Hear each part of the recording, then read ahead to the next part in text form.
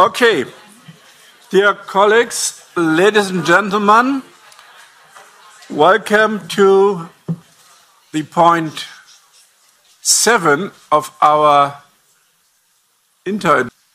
And this point 7 is the hearing about the trade relation between the European Union and Taiwan. The public hearing is mainly physically here, but of course we have some guests remotely. Taiwan is member of WTO since 2002, and of course it's an important economic partner of the European Union, specifically of course in the field of semiconductor, that's for sure. In total, Taiwan was our 12th partner for trade in goods, and the EU is in Taiwan. Parliament is really keen to look to these trade relations. There's a delegation of the INTA in Taiwan, and we will discuss the trade and investment relation. Therefore, we have, of course, some experts, and we will start with keynote speakers, two of them. It's Ms. Cynthia WU. She is a member of the Taiwanese legislative body, the Yuan, and welcome to the European Parliament. And we have with us Ms. SZYCHOWSKA, the Director for Asia, the DG Trade. Welcome again, Joana. So the two will make a keynote to set the scene of the trade and investment relation. And afterwards we have some further experts, 4 of them, to discuss in deep the issue. And I want also welcome Mr. Shen. He is the representative of Taiwan to the EU here in Brussels. So our time is of course limited, and therefore I want really to invite everybody to stick to the speaking time. And for the 2 keynotes, I would give each of the 2 8 minutes. And Ms. Wu, you should start. Good morning, Chairman Lang and the members of the European Parliament. It is an honor to be here today to represent Taiwan's legislative Yuan, which consists of 113 elected legislators, including myself. First, on behalf of our government, I would like to thank you for initiating this momentum to build what may become a future bilateral investment agreement between Taiwan and the EU. My objective today is to let the audience understand 3 issues. First, what is Taiwan? Second, where are we going? And third, why is it in the EU's strategic interest to begin trade and investment formal relations? Next, Taiwan has a GDP of 723 billion euros and has a population of 23 million people. If Taiwan were a member of the EU, we would be the 6th largest economy and have the 5th largest population in the Union.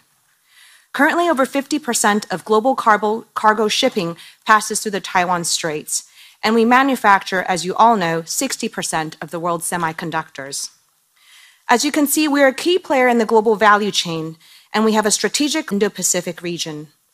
To give you a sense of the diversity of our 23 million people, there are 15 Formosan languages spoken by 1% of our population, Hokkien, Hakka, and Mandarin, Chinese dialects spoken. And for our local elections, Taiwan is divided into 6 major cities and 16 counties. Just below is a local artist who recently asked ChatGPT to personify the characteristics of each of our cities, and I've included 3 illustrations below. The center one is Hsinchu, the city that you all know would be the home of Taiwan Semiconductor Group. Next slide. Taiwan has a long-term economic performance which is strong and as you could see from the cumulative MSCI index performance, the bottom is MSCI emerging markets. The middle is MSCI Investable Market Index, which captures both developed markets and emerging markets, which consists of 99% of the global equity investable market set. And the top dark blue line is the Taiwan MSCI, which is clearly outperforming. Next slide. Taiwan's economic performance over the past 5 years has continued to grow, despite many of the global upheavals. The left-hand side is just to show you our economic resilience, and the right side is simply to point out that in these challenging times, faced with increased cost of living and the fight for natural resources, not all democratic nations, like Taiwan, chose to stand with Ukraine. Next slide. Taiwan's current FDI situation is that our inbound FDI from the EU in 2002 is actually 6 times larger than our outbound FDI to the EU. What is worthy to note is that Taiwan has signed economic agreements with US and Singapore, the 2 countries who constitute 45% of our total outbound foreign direct investments. So perhaps a sectorial approach to collaboration in areas such as supply chain resilience, cybersecurity, and healthcare could be building blocks to what would pave way for an eventual bilateral investment agreement. Next slide. So what is new today is I'd like to share with you 5 new developments in Taiwan's legislative yuan that can help deepen relations with the EU. Next slide. Number 1, the amendment of the Central Bank Act to create a sovereign wealth fund. Many of you may not know that Taiwan's foreign reserves is actually the 4th largest in the world after US, China, and Russia. It currently accounts for $623 billion. The proposal in Parliament currently stands that 10% of this money would be set aside for a sovereign wealth fund, fully invested in overseas for pure financial gain and seeking long-term risk-adjusted returns. This main goal would be to increase savings and purchasing power parity of our government to help alleviate the financial burdens, which things such as pensions and healthcare costs. Next slide. The second topic would be around Taiwan becoming the 3rd country in Asia to adopt GDPR. Taiwan can connect with democratic allies using interoperable standards by adopting GDPR domestically. Modifying our laws with the rights of our citizens, but also reduce the cost for companies seeking access in both our markets through the harmonization of legal standards. Number 3, developing digital health to support an aging society.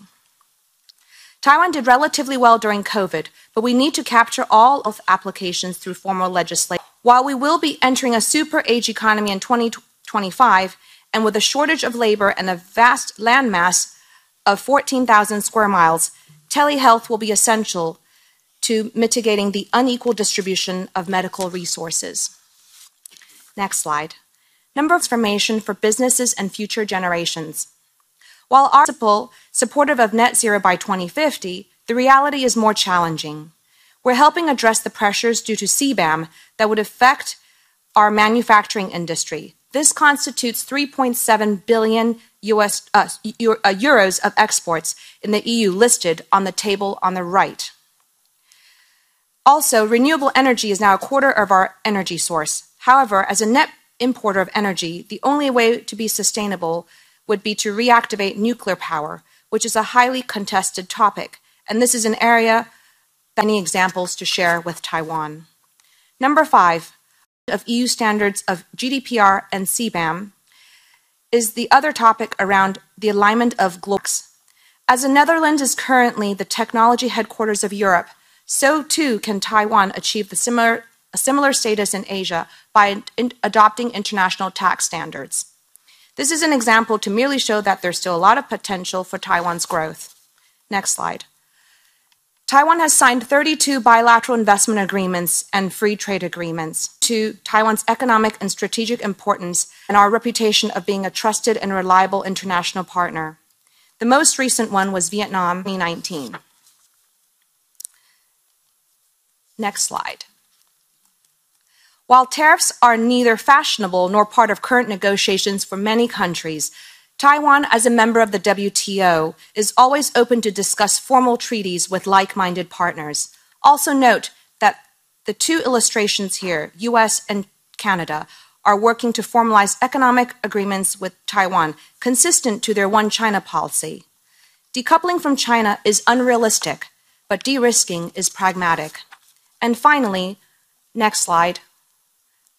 Thus, the EU can achieve greater strategic autonomy by formalizing its cooperation with Taiwan through a bilateral investment agreement or any of the other ideas I've put forth in my presentation today. Thank you. Thanks a lot, Ms. Wu. Thanks a lot for this comprehensive overview and also for respecting the 8 minutes. Thanks a lot. Joana. Thank you very much. Good morning, everyone, and thank you very much for the invitation to the event. Thank you for Mrs. Wu's presentation, very interesting, and be happy to engage in discussion later on. Well, I think we all agree that EU and Taiwan are important trade and investment partners, and I would even say they are indispensable partners. Excuse me, it's difficult for interpreters to hear her. Then if you can put the micro nearer her mouth. Okay. I hope it doesn't cut from my 8 minutes, and I will not repeat the introduction. So directly to, I think it's important to also give few numbers that illustrate how important this relation is. You said it yourself, Chair, that Taiwan is EU's 12th trading partner, and we are Taiwan's 4th trade partner. And trade in goods has been consistently increasing over the past 2 years by 25%, by 30% last year. Taiwan owns almost 1/3 of semiconductor equipment from Europe, and EU remained the most important foreign direct investor in Taiwan with 6%.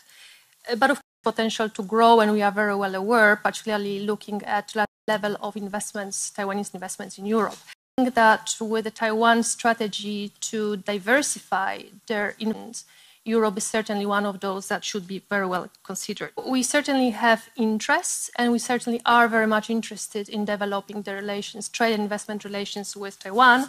And let me give you a brief overview of where we stand today in terms of various areas and platforms for cooperation. I would like to maybe start by saying very creative about what mechanisms are the best in order to cooperation. So with this in mind, as you are aware, modernized our trade and investment dialogue last year. We had a second edition end of April this year, and we pursue 3 strands of cooperation with Taiwan. We thought it's of utmost importance to add more strategic element to this dialogue. We focus on traditional trade and investment irritants, and we also added a strand of cooperation, which I will describe in a moment. So first of all, I would say that when setting up the TID, when we decided to expand our discussion to cover security aspects of trade and investments, that was a very timely move. And that has been confirmed not least by the adoption of our economic security strategy last month, which, among others, while discussing what are the responses to break through dependencies and how to de-risk our economy, talks about doing it with partners, and Taiwan is one of such partners. So TID offers a platform to deepen the discussion about our related security interests. We had very good discussions on outbound investment, good discussions on export controls. We tapped to the experience of Taiwan, particularly on outbound investments, and we think that and following each other good practices is a very way good forward when we talk about trade and security. In every trade and investment relations, we have trade to talk about those as well. So we discussed our long-standing, tell you that, of course, we would like to see much more progress than what we have seen until now, but we are open-minded and we are targeted measures and targeted solutions should Taiwan this to break through this, as I said, long problem. The same for offshore wind. Taiwan has very ambitious targets in order to reach certain level of renewable energy in their energy mix. Taiwan is not yet there, and EU companies can offer very good expertise and know-how in order to arrive at the levels that were envisaged, and therefore we need to see that offshore wind cooperation with Taiwan starts on a better foot of offshore wind auctions. Now, I also mentioned that we looked into concrete steps forward in our economic relation, and we thought about areas important for economy, and that's why we have come up with the proposals to cooperation on digital facilitation. This is even more important. That was suggested by our businesses, they see it as something that represents concrete means to boost our trade. And we also expect that launching this new work stream can give renewed impetus to our existing dialogues and demonstrates shared willingness to take trade relations for innovative ways. And just to mention and explain, we will be talking initially about signatures, anything that has potential to facilitate business making on both sides. I will also add that in March we have met in the context of our investment working group. And this is a platform that has been mandated to come up with creative and pragmatic ideas to strengthen investment relationship. And this together with input from businesses. And that takes me to the last point of my overview, which is importance of working with business community. I think we're going to hear in a moment how companies see cooperation between the EU and Taiwan. And I would like to give two examples of extremely useful and beneficial initiatives that one of them took place in May, June, and I'm referring to European Innovation Week, which gathered more than 1,600 participants, business communities on both sides, with number of direct business-to-business contacts in all areas that are critical for developing trade and investment relations with Taiwan, stretching from AI, biotech, markets, you name it. And secondly, in October, we plan to organize yet one more edition of the European Investment Forum. And this, again, because of from the industry, will be focused on the ICT technologies and on semiconductors. We are of the view that this type of concrete initiatives has real potential to strengthen trade and investment ties between economies. As we all know, ultimately it is about companies that create those trade and investment ties. Now, I would like to add one more point, which is what is our source of inspiration and how we draw conclusions as to how to best design the way forward. We listen not only to the EU companies, we listen to the Taiwanese companies, because as I said, in bringing Taiwanese companies in the EU, and what we have consistently heard, it's not the need for having an overall investment framework, but the need to tackle very specific problems. And to give you examples, companies talk about lack of knowledge of the investment environment in the EU, they talk about skills, they talk about problems with double taxation. All these are the matters in a very targeted and specific manner, and we are very willing to have these discussions with our.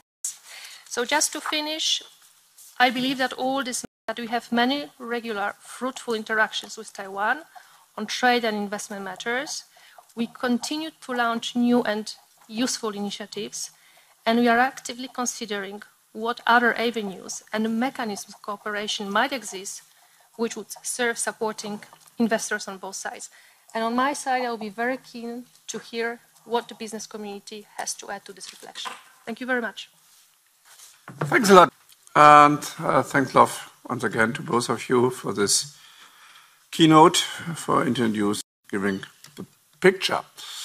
Before going now to for experts discussing the investment a little bit more in depth, I welcome our former colleague Arne Lietz, sitting in the back. Welcome, Arne, as a visitor for here. We have four now for the discussion. It's Henry Shang. He is Vice Chairman of Commerce in Taiwan, and he will join us from Taiwan. It's Ms. Elena Suarez, the Senior Advisor of Business Europe, and she's here. Ms. Christy is the Director of the Taiwan ASEAN Studies Center at Tsinghua Institution of Economic Research. She is also joining us remotely. And Ms. Lynn Goethaus, Director of European Institute for Asian Studies, and she is also here with us. All the speakers have now 7 minutes to go into the depth of the trade and investment relation, and Mr. Chang is now the first. And welcome, Mr. Chang, and hello, Taiwan. Thank you, Mr. Chairman. Pleased to be here on behalf of the ECCT. For those who may be unfamiliar, we are the principal organization representing businesses on the ground. In recent years, 1,000 members, 400 plus organizations, and as you've no doubt heard before, Europe represents the largest group of investors in Taiwan, with cumulative investment amount exceed the second and the third largest countries combined, and that's the United States and Japan. Next slide, please. A brief word on our own organization, which is an interesting anecdote. We happen to be the second oldest European chamber in the world. Next slide, please. So we hope to, from our business perspective, address the four issues. How are the EU companies doing in Taiwan, the problems they're facing, and those include certainly local content requirements, and not only in the offshore wind industry.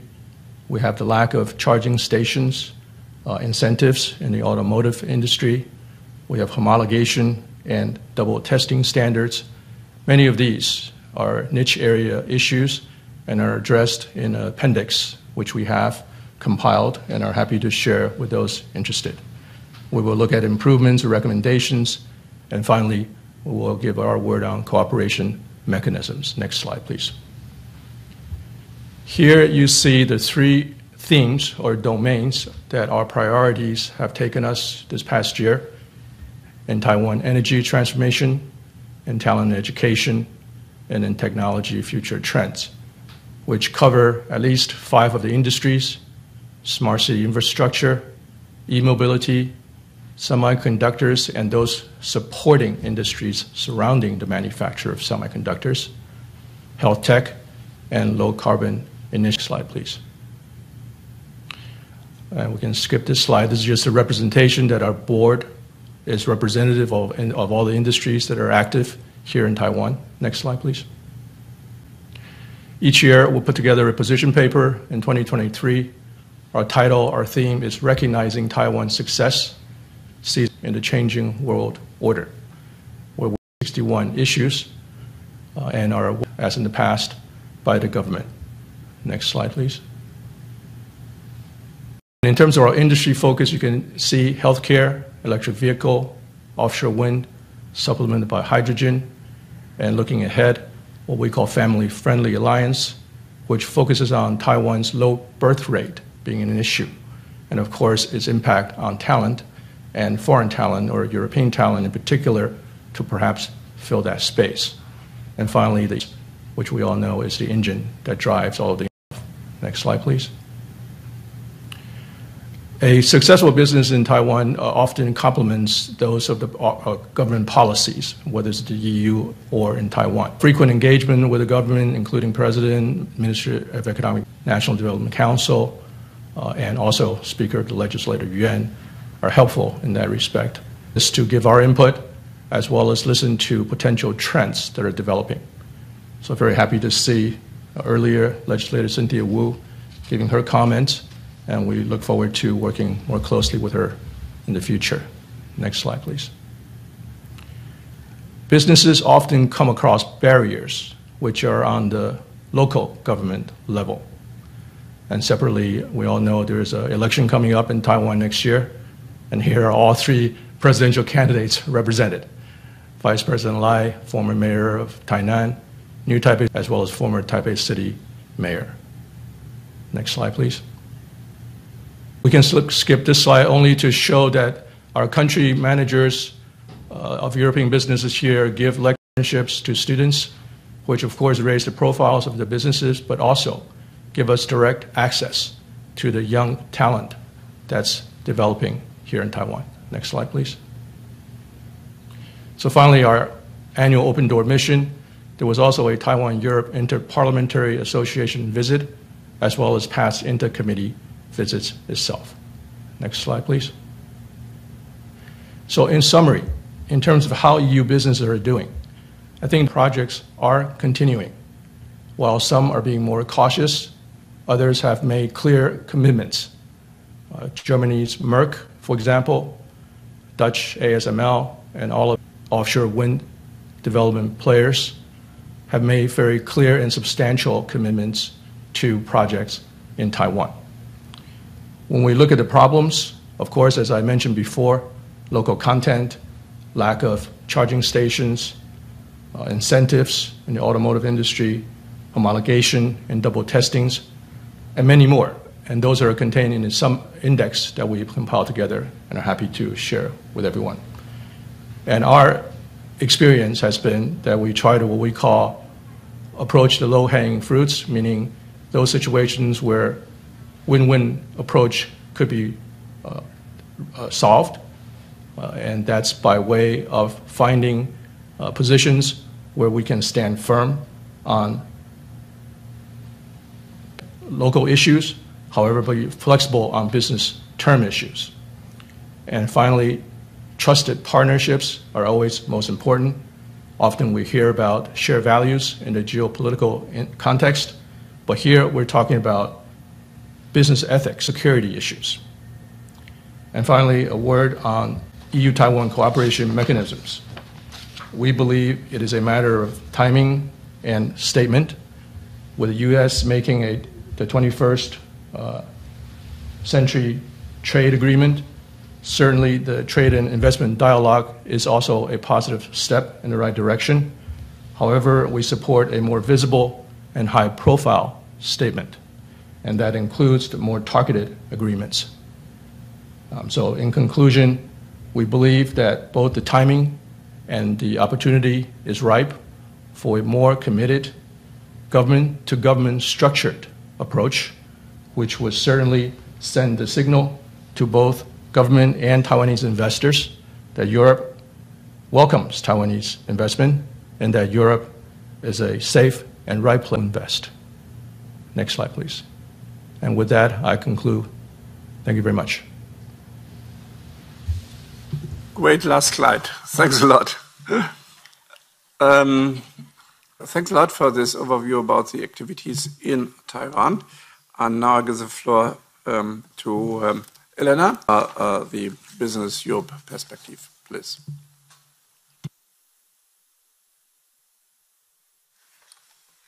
Yeah, hello and good morning to everyone. Thank you, Chair, and thank you very much for having me here today. I will perspective from the European-based businesses. I'm representing Business Europe today. Let me start by saying or reminding a little bit the audience that European companies are currently struggling to preserve their global competitiveness. As you know, after major supply chain disruptions during the COVID pandemic, then came Ukraine. As a result, European businesses are facing the consequences of an asymmetric shock as the rise in energy costs is much higher in Europe than in other regions. This combined with incentives and subsidies by some of Europe's key trading partners are driving investments out. And we read it in the news, have relocated outside Europe to do so. In this context, companies are striving to build more diversified supply chains in order to be less vulnerable to future shocks, the risky of European. And Taiwan is a crucial in the supply chains for many European companies. Although Taiwan is only Europe's 13th largest trading partner, it is a crucial provider, as we know, of some important technologies, of course, particularly semiconductors, as Taiwan produces 90% of most advanced chips, as we know. However, the EU runs a persistent trade deficit with Taiwan, and it has been mentioned by Mr. Zhang, European companies face technical barriers when exporting or trying to invest in Taiwan.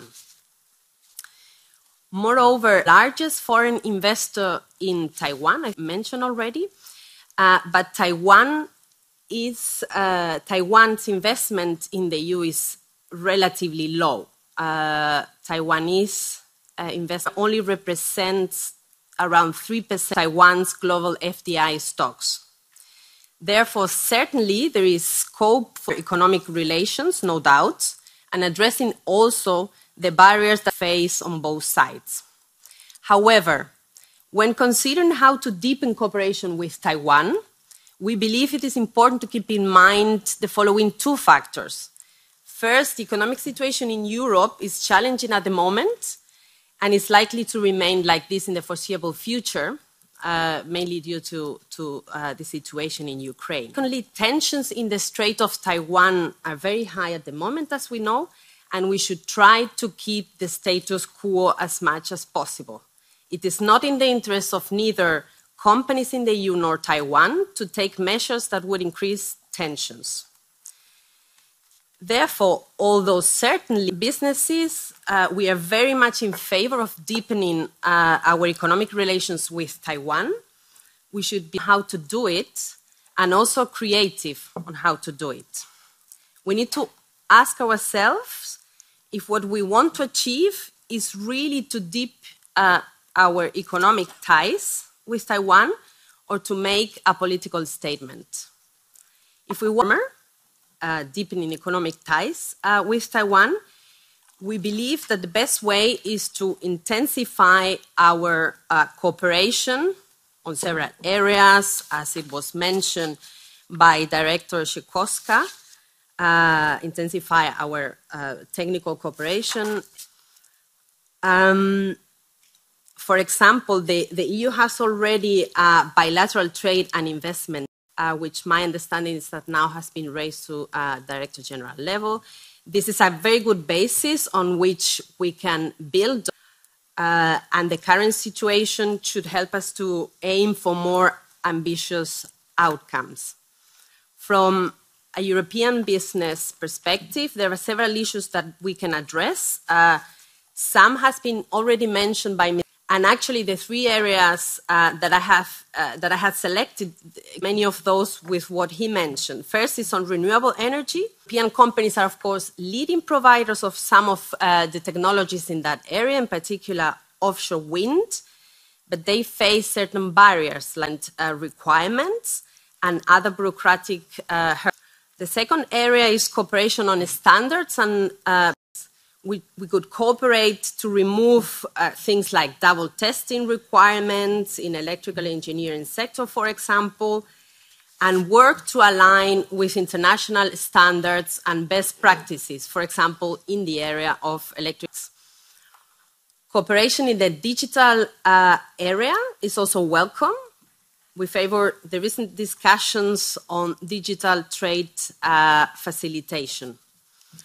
We also understand, and I think it was mentioned already by Ms. Wu, that Taiwan has certain demands, such as facilitations to implement CBAM, the Carbon Border Adjustment Mechanisms.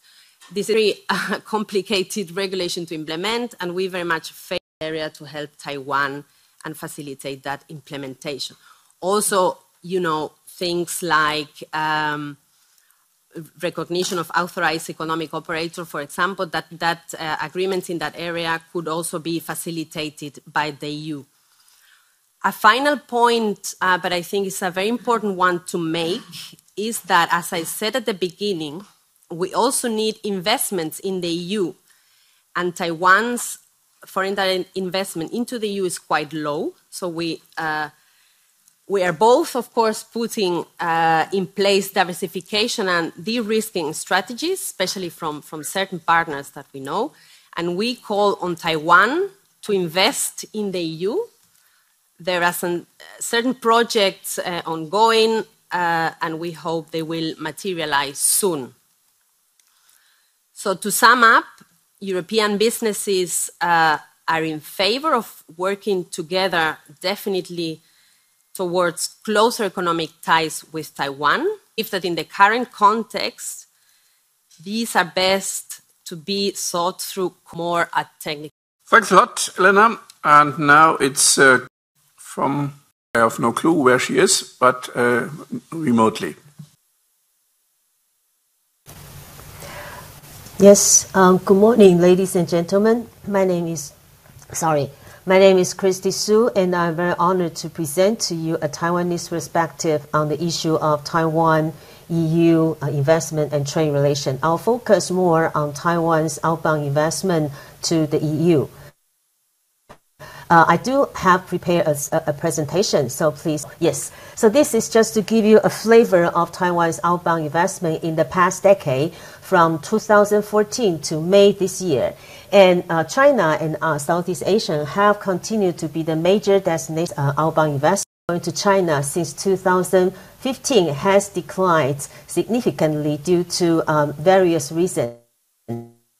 And then after 2018, 30% of our total investment, and we believe that our investment, new investment going to China, will continue to country have absorbed investment, particularly those relocated from China or expanded in Southeast Asia. And last year, Southeast Asia, for the first time in 2 decades, replaced China to become the largest destination for our investment. And EU and US have not been very popular there many years. However, in the US, the year 2020, because of the Trump's reshoring strategy and also Taiwanese companies in diversified investment strategy, the year 2020 saw Taiwan investment reaching $4 billion US, and the first year the investment going to US already amounted to $5 billion US. And for the EU, you have all has not been very keen in investing in EU. We do see there is a peak in 2020. The amount was $1.5 billion US, and the share is about 8.5%. And it's very noticeable that in the first 5 months, we see a number of deals in these places. So next slide, please. Yes, my institute published entitled Mapping of Taiwanese Companies' Investment in EU Member States. And thanks to the EETO in Taiwan, first EU funded report focusing on in the EU. So to sum up investment in EU in the past 3 decades, in 1990s, Taiwan investment focusing mainly in manufacturing industry.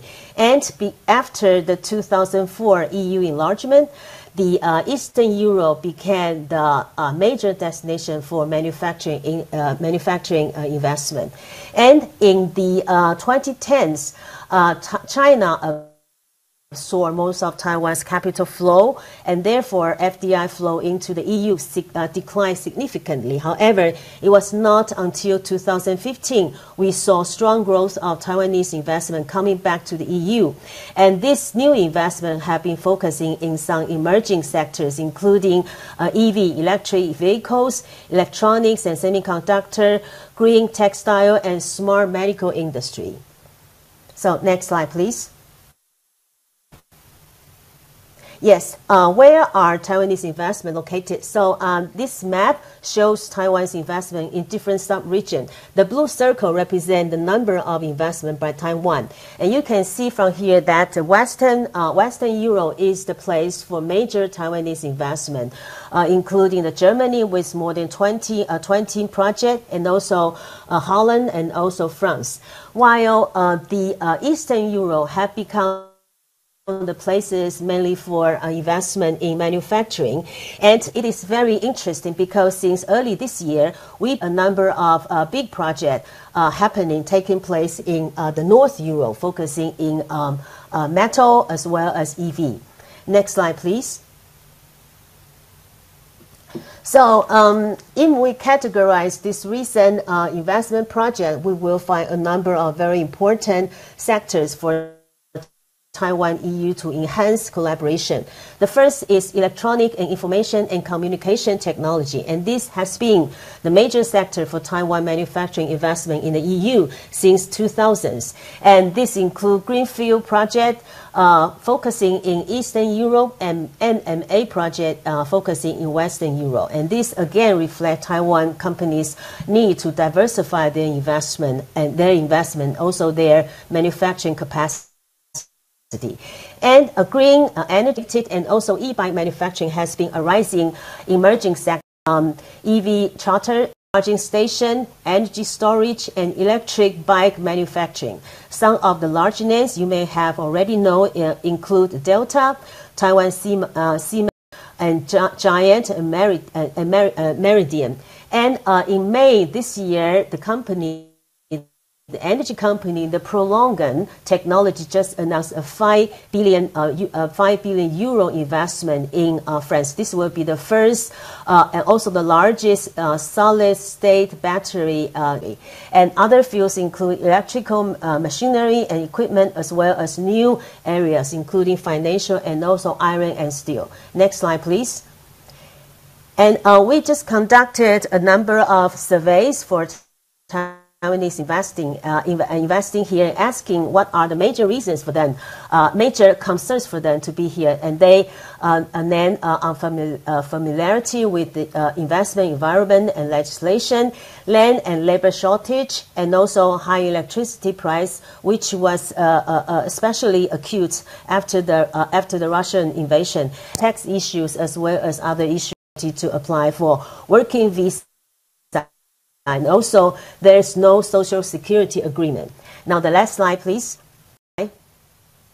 So, I conducted a survey, and these are how the Taiwanese company already investing in EU respond to us. They all respond that they are very interested in EU, both in manufacturing as well as services sector post the COVID-19 pandemic, and amid their need for diversification of supply chain, and also more than 70% of these companies say that they will increase or maintain the current investment level in the EU. That means they are really interested and also happy with their investment here. I mentioned that EU's open strategic autonomy and Green Deal and digital transition provide company, particularly in areas such as ICT and also semiconductor and also EV. So these are the final the policy recommendation.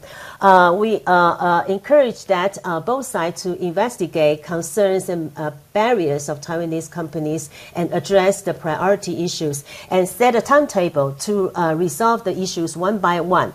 And the second, investment promotion, and from the Asian countries to organize investment promotion delegations to visit Taiwan and provide business matchmaking services. And the third will be to provide timely information on EU policy as well as legislation. And the fourth will be to review existing mechanisms to promote collaboration in strategic sectors such as tax review and also digital agreement and also trade and investment facilitation agreement. So thank you. Thanks a lot. And the last expert is Ms. Lynn Goodholz, European Institute of Asian Studies. Thank you all very much. And of course, to be the last speaker is never the nicest thing, of course. But what I will do today is based on to come up with 5 main points to bear in mind or to take note of when thinking of trade relations. So the first one is balancing trade relations and also de-risking, of course. The EU is the largest investor in Taiwan, accounting for 25% of the inward FDI. Taiwan is the EU's 12th largest trading partner to 2022, and almost 95% of trade flows concern manufactured goods. So trade relations are key, yet, of course, 90% of the chips are produced in Taiwan. Of course, that might be a problem for the EU in the long run. To that extent, of course, also looking at the trade deficit and the imbalances, of course, the low level of investments from Taiwan in the EU are a problem. And, of course, the potential of having semiconductor plants in the EU could also be one of the issues to look into to that extent. Of course, if we look at the investments, of course, the previous speaker has already defined a lot of different sectors where that can be done. The question is more what else can be done in the future. The second point that I would like to raise is, of course, that we need to secure supply chains. And so this is more a security aspect, of course. As the pandemic and increasing tensions with the mainland have exposed serious vulnerabilities to the EU. 40% of global trade passes through the Indo-Pacific, and a lot of the shipping lanes that are actually key for the EU pass also through environment or the region as such. So even though Taiwan might be far away, it has a lot of interest at stake in the region that need to be taken into account. and trade relations, of course, if tensions can have negative effects to that extent. So we need to de-risk there as well. A third aspect that has already been raised by many of the previous speakers, of course, collaboration in standard setting and regulatory affairs. We have seen already opportunities in terms of digital, especially AI, but also in terms of food safety, for instance, and technology overall. So I think there's a lot of room for increased cooperation. Then topics have already been mentioned, but I think there are these that can still be grasped for future development in trade and investments. Energy sector has been mentioned, financial affairs, I think also in view of the social sector, one and the EU, aging society, there is the healthcare. Taiwan has a very well developed sector there, but also the EU. So I think room for cooperation there is definitely in place. But also in research and development, cybersecurity, but also education. And, well, therefore also like robotics, micro and nano electronics, ICT. But given, of course, the status of Ireland, I think blue growth and openness are also therefore in place. And then actually to name a fifth one, which is more also related to creating a stable business climate and environment, is of course also to look into the elections that are upcoming and what that will mean for Taiwan and EU-Taiwan relations. A bit of an overview of things that could be looked into, and of course, discussion for further. Thank you very much. Thanks a lot. And now I give the floor to, of course, our standing rapporteur, but also to the colleagues for discuss the position of the experts. Julio, 2 minutes roundabout. Thank you very much, Chair, and thank you very much to these experts. But first of all, the two main interventions here, and I think I would like to start by having a quote of each of our two main speakers, because I think that our guest, the Taiwanese legislative view, is quite right when she said that a sectorial approach EU-Taiwan bilateral cooperation would be quite interesting, and I think that several of the interventions after by the experts and quoting the interest of companies, being them European companies or Taiwanese companies, came in support of such an sectorial approach. And the domains, of course, are quite obvious because we are in a digital and green transition in the European Union, and renewable energy would be, of course, one of such sectors, but also the standardization, the field of standards and standardizations and normatives, and the closed field, and the whole sector of digital would be quite obvious clients for such a cooperation. Then distinguished Director Joana SZYCHOWSKA, representing DigiTrade and the European Commission, I think that also I can pick a quote from her, and that quote would be that being creative and open-minded in choosing the tools of EU-Taiwan cooperation that to go forward. And I did with this approach because indeed we have to be creative and open-minded when we choose our tools, and also, of course, just the line that here in this Parliament and the International Trade Committee comes with a clear and cross-party support for enhancing EU and Taiwan relations. I think that we always bear in that Taiwan WTO, and as such we are in the Parliament with our recommendation. One China policy very strictly, but of course that we here in the interventions and the experts' positions, we are clearly in favor of enhancing those relations. Of course, just to finish this intervention, we are preparing a resolution on the investment and trade relations with Taiwan. This resolution of the INTA committee will be proposed in the autumn. It is based also on these discussions here today, but it is based also on our recent visit of the International Trade Committee in Taiwan, which was a quite good visit, and I always remain with the sorry that I was not able to participate to it. Finally, that as a rapporteur for this resolution, I am now attentive to hear my colleagues, who will be also, of course, majority of them the shadow rapporteurs, and to collect the opinions. But I think that I safely can upfront say that there is in this committee a clear support of enhancing relations, economic and investment relations and trade relations with Taiwan. Thank you, Chair. Thanks a lot, Julio. And now the shadows, and first is Immaculada from the S&D. Muchísimas gracias, Presidente. Thank you very much, Chair. I too would like to begin by congratulating the two panelists from Taiwan and everyone really, because they provided us with some great insight and great presentations. I think we all agree that we need and we would really like to deepen our economic and cultural relations with Taiwan through all possible channels. We all recognize that there is enormous value represented Taiwan as a friend, as a partner, for the vision with respect to democracy and what sort of perspective they can provide from the Pacific. I think that's very important to us. As deep as possible, as far as possible, we have to talk about peace as well. I think that this is as well to ensure and guarantee peace and stability in the region.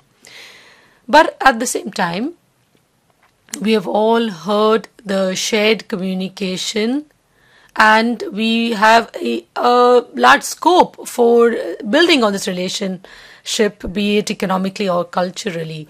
I think we have to remain very pragmatic. I share the importance of taking an intelligent approach. I think that's very important, and I think we have to see what partnerships we want and how we want to develop them. But I think that one thing I would like to know is what is the opinion of the Commission representative, Ms. SZYCHOWSKA, of the possibility to deepen this relationship further. What sort of steps could the Commission take, help you as the European Parliament to ensure that this deepening of relationship actually leads to more concrete, specific changes? I think the report that we're all going to work to tap into this vision, to really come up with a shared vision in terms of what this deepening could entail. I think that in this committee, we always are able to come up with good proposals and good good compromises. And the Commission on this as well. How do we go into further deepening, going further than dialogue? How do we reduce barriers? How do we make it easier for Taiwanese companies who want to invest in Europe and vice versa? Furthermore, this partner that is Taiwan does in fact this partnership does end up in specific trade agreements. Thank you. Muchas gracias. Maintenant, Marie-Pierre Vedren. Merci, Monsieur le Président. Et merci. Thank you, Chair. And thank you very much to all of our speakers. This is something that's very important to us, and we as the Parliament have always called for an agreement between the EU and Taiwan. It's an island that defends democracy, that defends and that shares our values. The EU, as you have said, remains the largest foreign direct investor in Taiwan. We have adopted 30 resolutions in 2022 that was adopted by the European Parliament as well as national parliaments to get closer to Taiwan in our relations. This is something that we have reiterated, and so have our colleagues when it comes to Taiwan. A bilateral trade and investment agreement would be something that would be useful for Taiwan as well as the EU. You've also said that China is becoming increasingly aggressive, and we have a risk mitigation strategy. We have to ensure peace that is So I think I would like to mention too the fact that we need to facilitate investment between the EU and Taiwan without going into necessarily a bilateral agreement. But how do we achieve this? So, as I said, the bilateral agreement is absolutely essential, but what other solution could the Commission imagine in this framework? Furthermore, when we're talking about foreign direct investment of Taiwan in the EU, it's less than our investment in the EU. We're talking about renewable energies, electronic vehicles, technology. These are very important sectors, but what other sectors do you envisage for possible cooperation between the EU and China? We're talking about digital technologies, green technologies.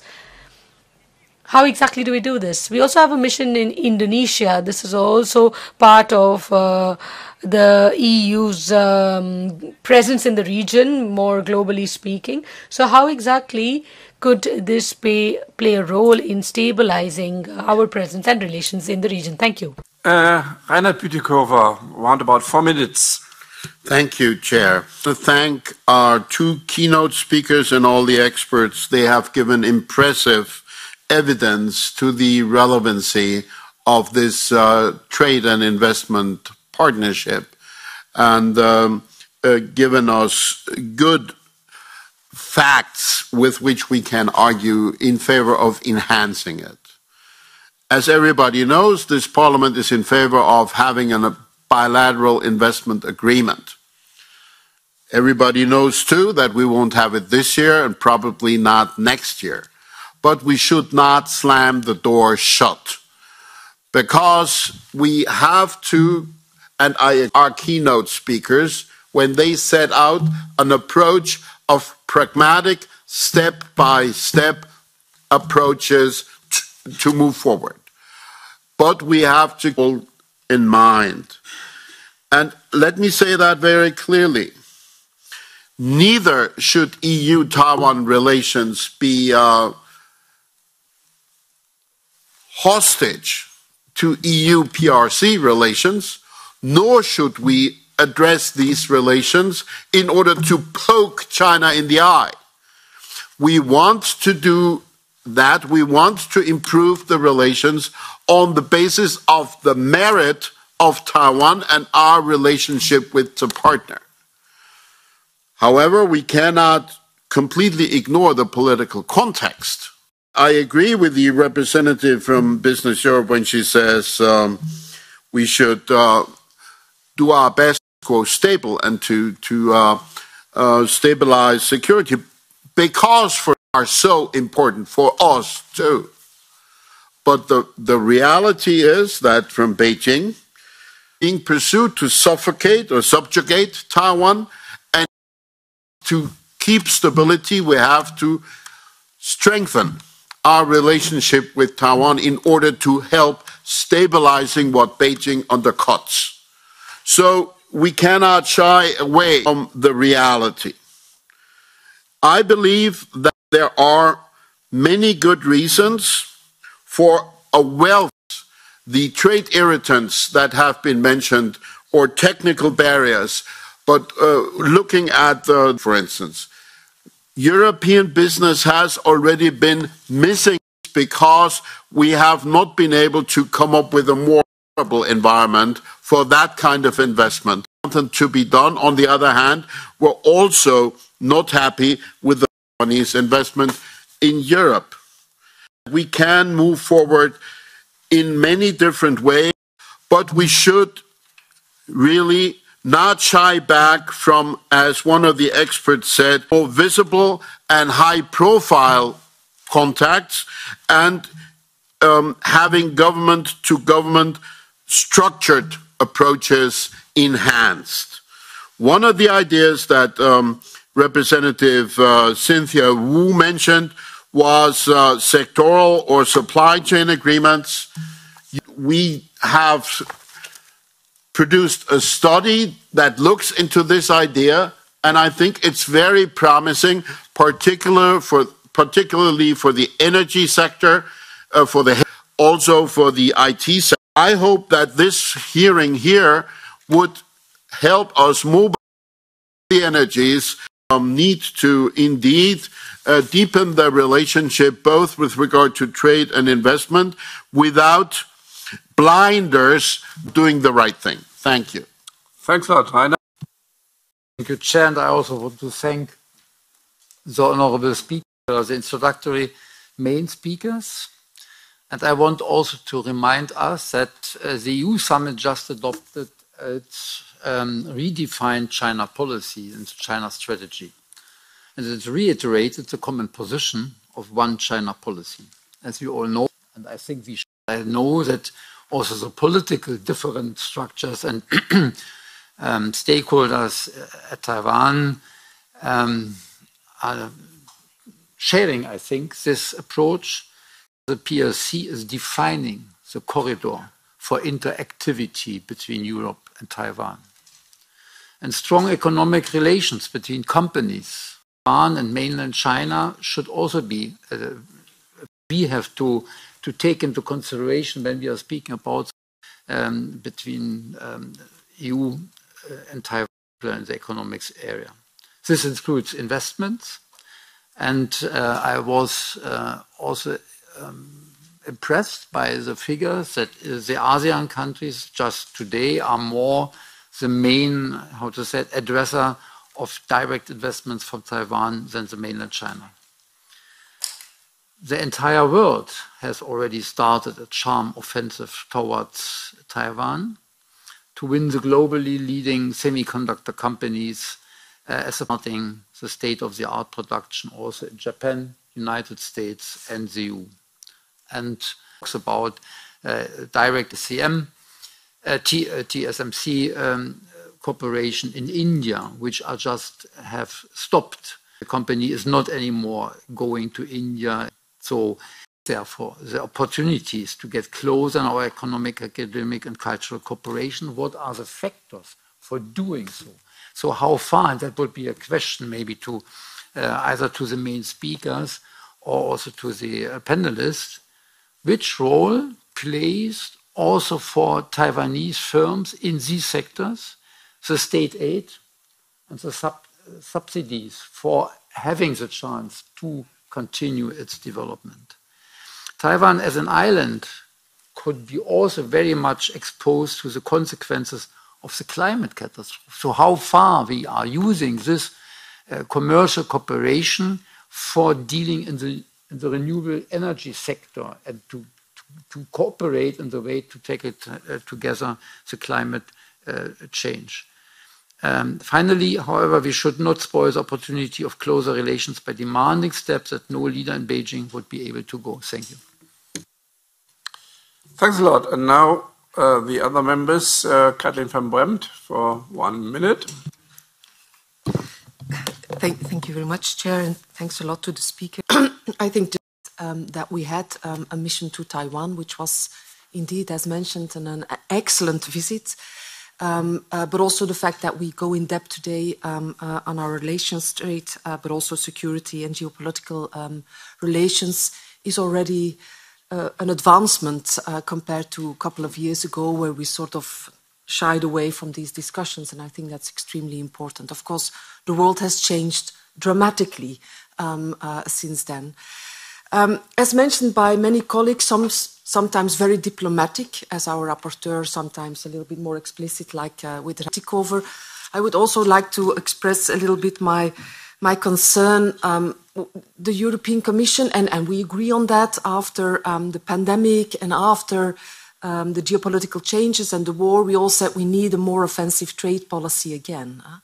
When we talk about partners having the same values like Taiwan, or we talk about partners having close economic cooperation like Taiwan, we go into a process of having an agreement, a bilateral investment agreement, an FTA, or why not can I just take enough half a minute more, Chair, because otherwise I cannot say anything, just half a minute. I think that is key, and it annoys me that when it comes to Taiwan, then the Commission starts to say, no, we're not going that direction. We do all these technical agreements, but we do not go in that direction. Politically and have to work on an agreement. And I want to really stress that. I have two questions, because there were a lot of issues also about trade irritants, and when we were in Taiwan, we discussed also with on these trade irritants, and a good agreement could solve these trade irritants. It's been 6 months now. Have we seen any advance these trade irritants, especially when it comes to renewable energy and offshore energy? A lot of intervenants spoke about health, and I understand that health has become a very crucial and important issue after the pandemic, and it is important to collaborate more in depth which part of health policies could be part of a closer relation with Taiwan. Thank you. Thanks a lot. And from my side, I want to come back to the question on the investment in Europe. I didn't really understood why there is so low investment of Taiwan in Europe, specifically in the field of semiconductor. You mentioned 65% of global semiconductor supply is done by Taiwan, and everybody is knowing that we want to increase semiconductor production in Europe. We have the CHIPS Act now coming in force. So what is the reason why not investing in this, specifically in this sector inside the European Union? And now I give back the floor to the experts, perhaps in the opposite order, so that Lynn has also the chance to start and be not always the last one. Lynn, please. Well, there's a lot of questions. I think there's more for the other experts, but I think the question on why investments are so low, I think for a long time also the EU may have not been as much on the radar to a certain extent. I mean, Taiwan has also, in terms of semiconductors, mainly invested in its own everything in Taiwan itself. It's only been a recent move to actually move abroad. So that is one reason, but of course, I think there's more experts that can actually expand on that part. I think in the health sector, maybe for now, for Europe, this is now a new topic. But I think, especially for Taiwan and Asia, this has been a topic for a very long time. Of course, they've already had SARS, MERS, and a few others, so they have already invested in these aspects, 10, 15 years ago. In terms of the health sector, maybe not necessarily in terms of policies only, but also in terms of equipment, in terms of technology, Taiwan is already rather advanced there. There might be other parts except for policies only. To look at Taiwan and in terms of cooperation there. And then most of the other questions were also related more to or directed at the Commission, so I'll actually keep it to that. Thank you very much. Thanks a lot. Christy.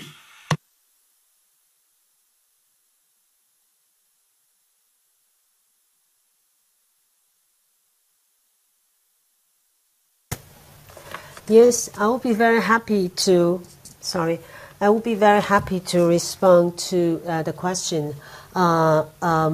We have interviewed, I think, more than 24 Taiwanese companies, and for semiconductor companies, the reason is always they need to invest to make investment in a cluster.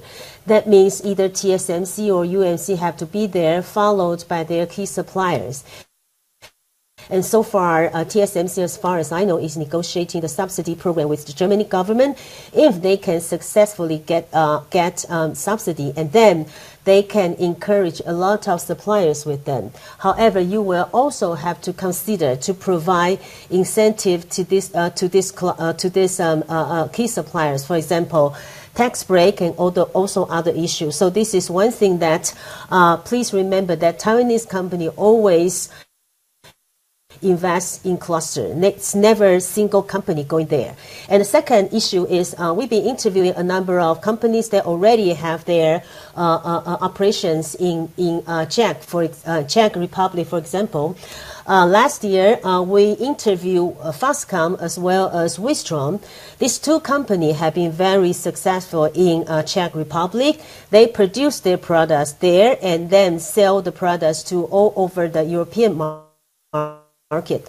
However, they have requested the government to provide them with more land and also more human resources, but that was not possible at this juncture.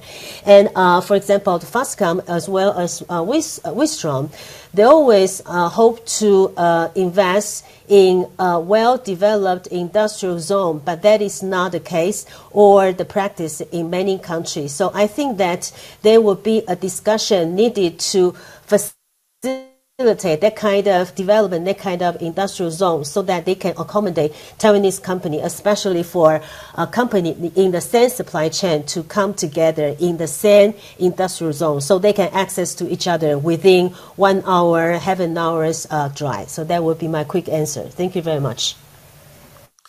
Thanks a lot, Christy. And Elena, please.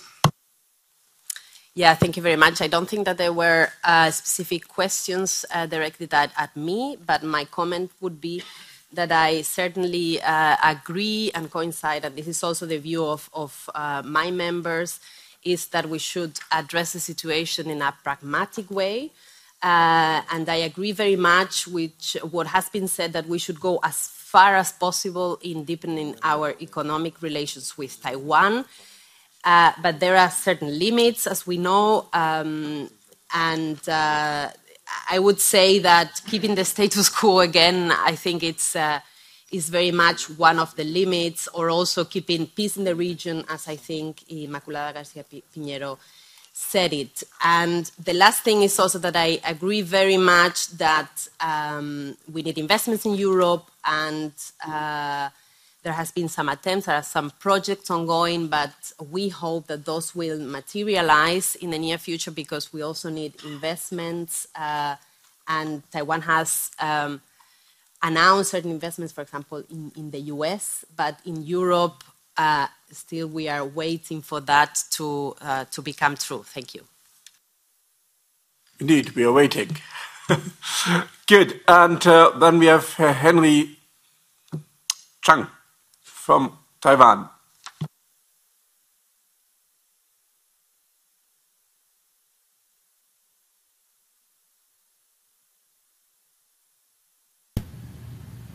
Sorry, no, I'm not. I fully agree with the chairman's comment and observation that based on whether it's the multiple languages, geography, and cultures, there's a great deal of parallel between Europe and Taiwan, and that there should be more investment.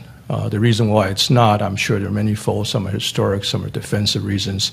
But I think on a fundamental level, it's more familiarity. So I think efforts such as the Innovation Week, efforts such as all of the country representatives and trade offices here, try to connect all the businesses with each other.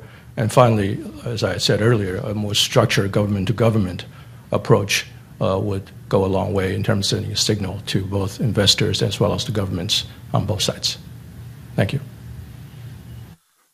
Thanks a lot. Cynthia, you want to come in? Thank you, Mr. Chairman.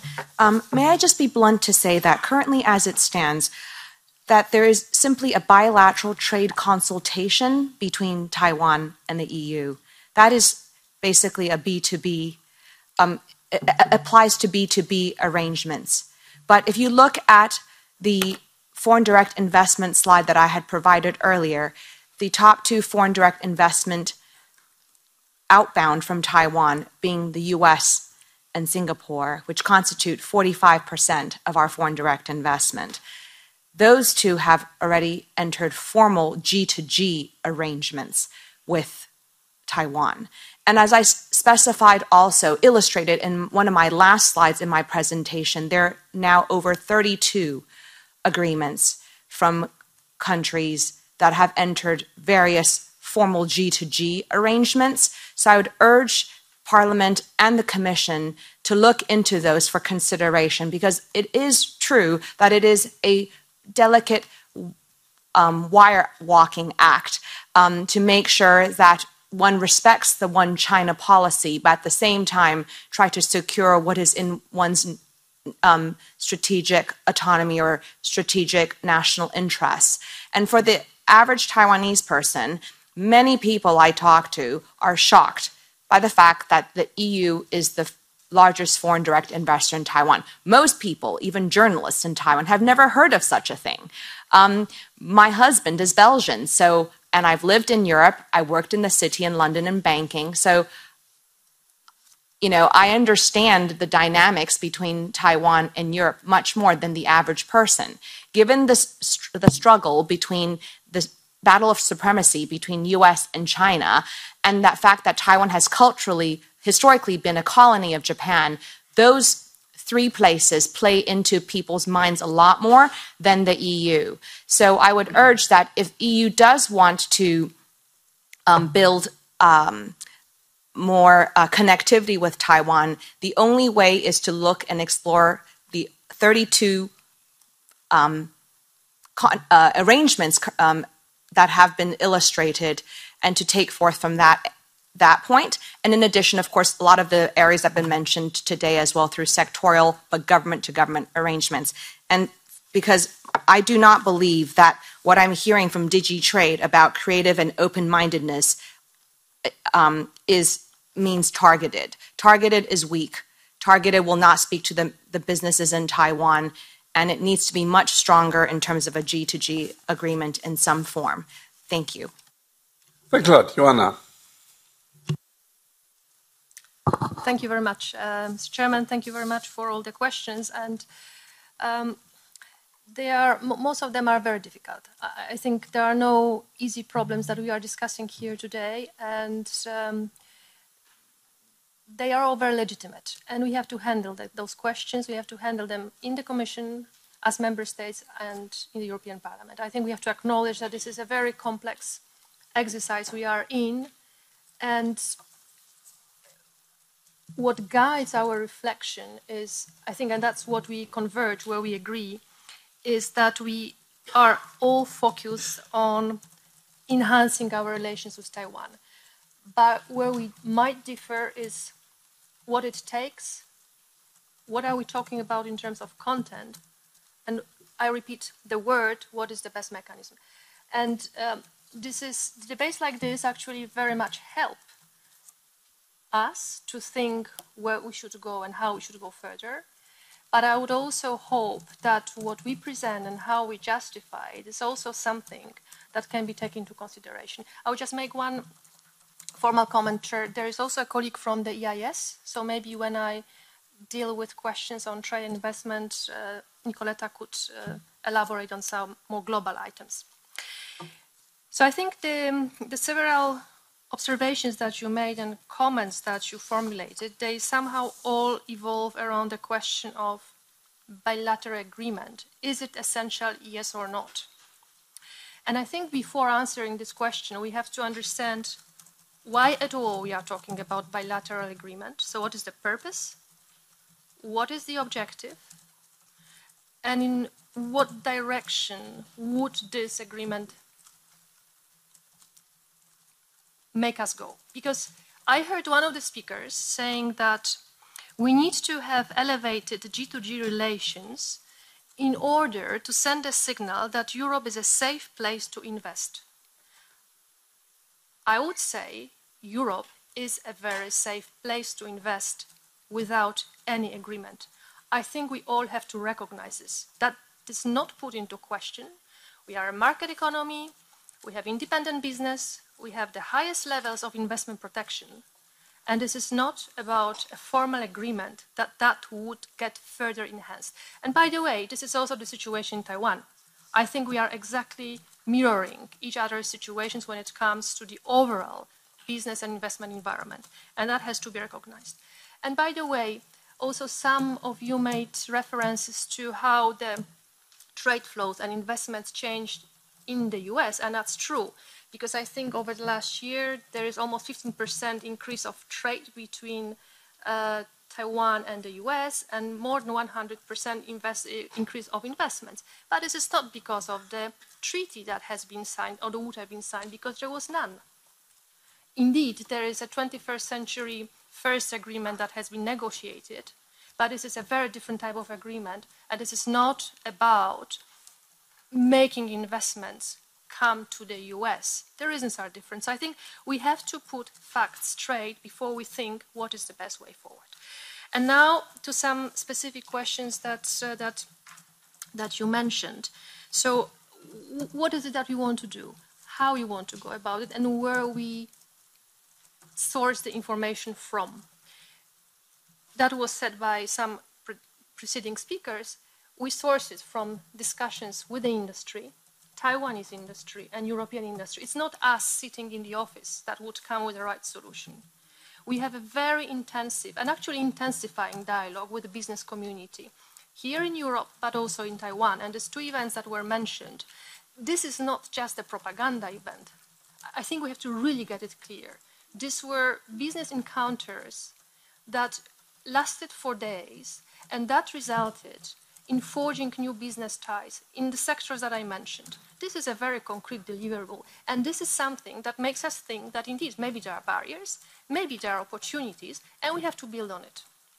The second point is, we heard today, and I heard it maybe for the first time, that there is something to do when it comes to health. Very interesting idea. We didn't look into that, and I think we would be keen to dig more and to understand what exactly there is to be done with regard to health, exchange of data. Why not? I think we have to approach it with interest, and we'll do it. And the third element is, apart from looking into how we enhance our cooperation, what are the prospective areas of working together, there are still trade irritants. And this is what we have to address in the first place. So I think there was a question how we are tackling the problem of offshore wind and SPS, and that if we had a treaty, that would allow to solve these problems. I would say this is not a matter of treaty that solves the problem of SPS, regionalization, or offshore wind. This is a matter of having a discussion like we had 2 months ago and last month. How do we go about specific local content requirements in tenders procedures, and what we do in order for these requirements not to reappear in new tender auctions that will be launched in the future.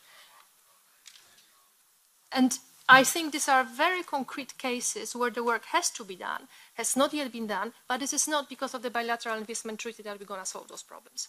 So I think this is very, very clear. Now, there were 2 more points that were mentioned. One was the question of supply chains cooperation, so sectorial cooperation.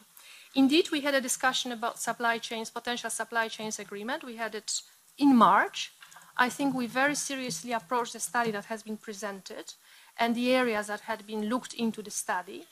And the conclusion from the discussion was that a number of recommendations that have been made in this specific study has been already taken into account by the dialogues that we have put in place and by the cooperation that we have on business platforms. This was one of the conclusions of the meetings, which doesn't mean we are not going to look further, and we will, but this is simply a comment on the discussion that has already taken place on a specific blueprint for the supply chains cooperation, which, when it comes to semiconductors, we have and actually are developing together with DG Connect along several lines of that are relevant for the supply chains cooperation for semiconductors. And the last point, which I think is equally important, is a matter of context. And I indeed would like to stress that this discussion is happening in a specific geopolitical context. We have to factor it in while discussing what is the best way forward in order, as several of you said, not to upset an equilibrium, which is very fragile. And this is not what prevents us from enhancing our relations with Taiwan, not at all. This is not what makes us shy away. We are minded to go further, but this is something we have to factor in when we think what would be the best solution. So I think these were the couple of comments. Yes, maybe one more point that was mentioned by Cynthia towards the very end about formal G&G arrangements. I would say that we actually do have formal G2G arrangements. We don't talk about agreement. I use the word arrangement. And I think a discussion at the ministerial level is very much G2G arrangement.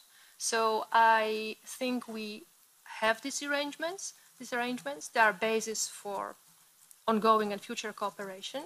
And on top of this, of course, There is business-to-business community exchange, which is, as I said, extremely important source of inspiration for us how to go ahead with trade and investment relations with Taiwan. So I will stop here.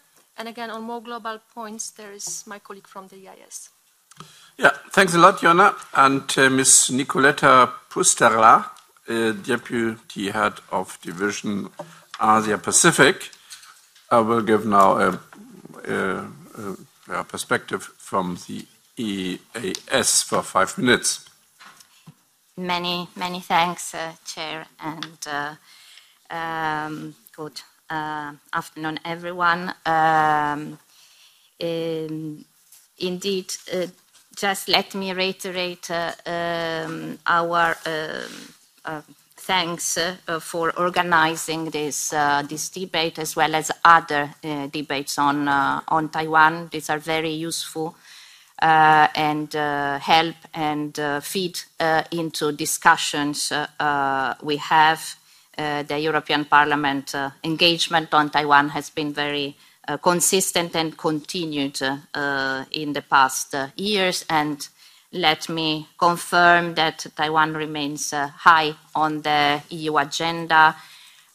Some of the previous interventions referred to the recent EU Council conclusions, when we had a paragraph referring also to Taiwan in the part of the text on China. And let me highlight how this,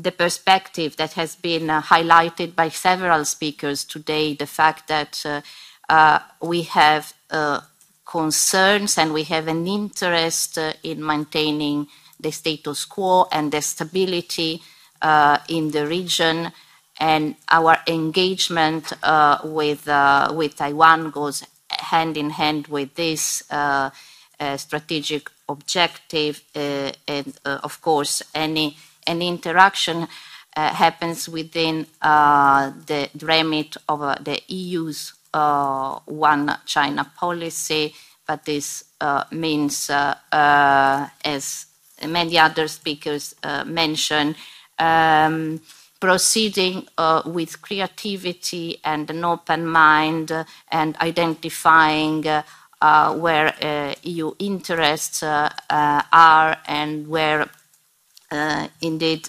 on sectoral and not only on trade and economic relations, but also on cultural relations, in other areas where we see that we can continue our dialogue and deepen our relations. We are engaged to proceed.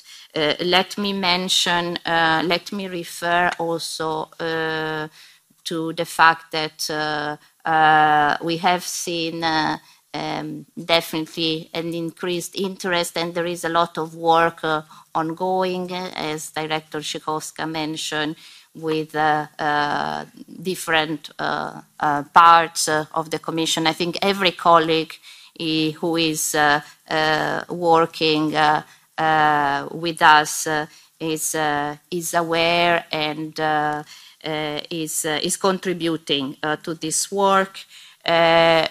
What we always say and suggest as our position is that our work should continue in the spirit of persistence, but without provocation. So this does not mean that we should stop, but of course we should take into consideration the current situation and identify, ask ourselves what our main goals. These are also messages that we pass consistently, that EU leaders have passed consistently in meetings with Chinese leaders, highlighting our concerns for increased tensions across the Taiwan Strait.